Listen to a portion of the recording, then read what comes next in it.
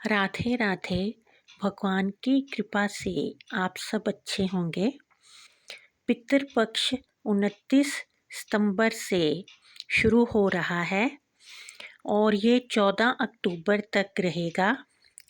पितृपक्ष में अपने पितरों के निमित्त दान किया जाता है।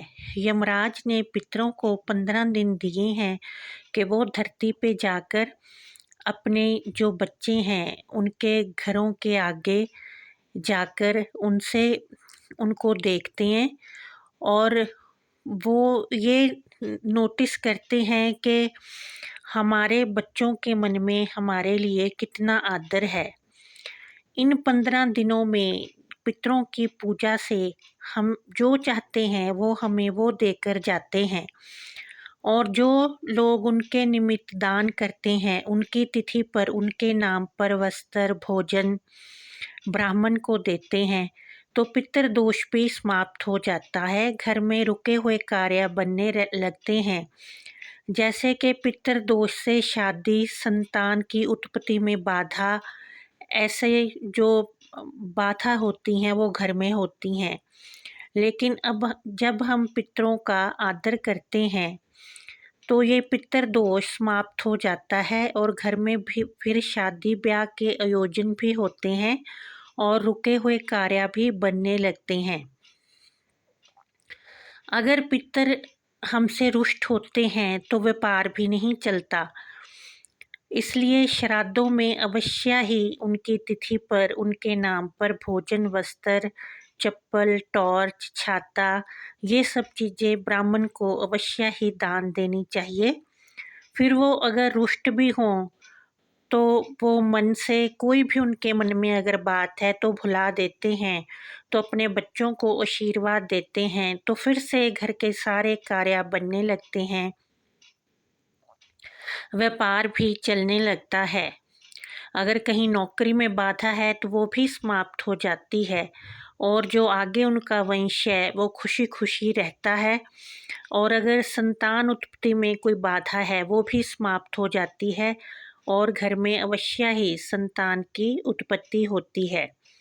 इसलिए इन 15 दिनों में पितरों के चित्र के सामने एक सरसों के तेल का दिया अवश्य ही लगाना चाहिए और उनकी तिथि के अलावा भी रोज़ इन 15 दिनों में कौवे को, चींटियों को, कुत्ते को, सबको भोजन अवश्य ही देना चाहिए, क्योंकि पता नहीं पितर किस रूप में धरती पर आते हैं। इसलिए इन सबको भोजन अवश्य ही देना चाहिए और पितरों को याद करके उन्हें नमन करना चाहिए। और जब उनकी तिथि हो उस तिथि को तो उनके नाम के भोजन, वस्त्र, चप्पल, जूता, छाता, ये सब दान करना चाहिए और ब्राह्मण को घर बुलाकर आदर के साथ भोजन करवाना चाहिए। इस तरह से पितृपक्ष में अपने पितरों का पूजन करना चाहिए। पितरों के जो देवता हैं वो आर्यम हैं, वो कौवे की सवारी करते हैं और वो पितरों को कौवे पे अपने साथ बिठाकर सारे संसार में चक्कर लगाते हैं और जहाँ पितर फिर अपने बच्चों का घर बताते हैं वो उन्हें वहाँ वहाँ छोड़ते जाते हैं। इस तरह से पितर अपने बच्चों को इन 15 दिनों में देखते हैं। इसलिए इन 15 दिनों में घर में कोई भी लड़ाई झगड़ा नहीं करना चाहिए, क्योंकि इससे फिर वो उदास हो जाते हैं कि हमारे बच्चे आपस में ही लड़ झगड़ रहे हैं। और ना ही मांस मदिरा का सेवन करना चाहिए।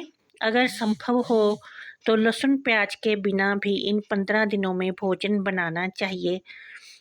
अगर नहीं तो कम से कम जब पितरों की तिथि हो उस दिन लहसुन प्याज का यूज़ नहीं करना चाहिए और उनका भोजन भी लहसुन प्याज के बिना ही बनाना चाहिए। इस तरह से पितृपक्ष में अपने पितरों को नमन और याद करना चाहिए। अगर हम उनकी अच्छी तरह से इन 15 दिनों में आदर करते हैं तो वो अवश्य ही आशीर्वाद देकर जाते हैं और हमारे रुके कार्य पूर्ण होते हैं और घर में पितृ दोष समाप्त होता है और शादी ब्याह संतान जो भी बाधाएं हैं घर में रुके हुए कार्य जो हैं वो सब पूर्ण होने लगते हैं। आशा है कि आपको मेरा ये वीडियो लाभप्रद सिद्ध होगा। अगर थोड़ा सा भी लाभप्रद लगे तो वीडियो को शेयर करें और चैनल को सब्सक्राइब करें।